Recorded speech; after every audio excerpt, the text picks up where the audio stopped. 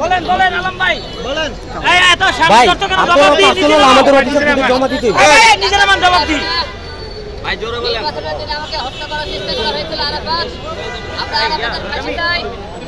আমাকে হত্যা করার অপরাধে আরাফাতের ফাঁসি চাই। আরাফাতের কখন আদালতে আনা হবে আমরা তাদের জন্য ওয়েট করতেছি। এই থেরাপি দেওয়া হবে, এই জুতোর মালা সবকিছু নিয়ে জনগণ ওয়েট করতেছে। আরাফাতের গণধোলাই দেওয়া ভাই একটু ছবিটা দেখান, আপনি ছবিটা আর আমাকে মারার অপরাধে তার ফাঁসি চাই, আরাফাতের ফাঁসি চাই। আপনারা সবাই জানেন ঢাকা 17 আসনে আমার উপর কিরকম অত্যাচার সেই অপরাধে আমরা আরাফাতের ফাঁসি চাই, ফাঁসি চাই। আজকে আপনারা সবাই জানেন আমরা আদালতে মামলা করেছি, সেই মামলার আমাদের গ্রহণ করেছে আদালত। এখন আমাদের একটাই কথা, একটাই যাবে, আরাফাতের ফাঁসি চাই, ফাঁসি চাই, আরাফাতের ফাঁসি চাই। এক কথায় আরাফাতের ফাঁসি চাই। ওই দিন তো আপনাকে অনেক নির্যাতন করা হয়েছিল। অনেক নির্যাতন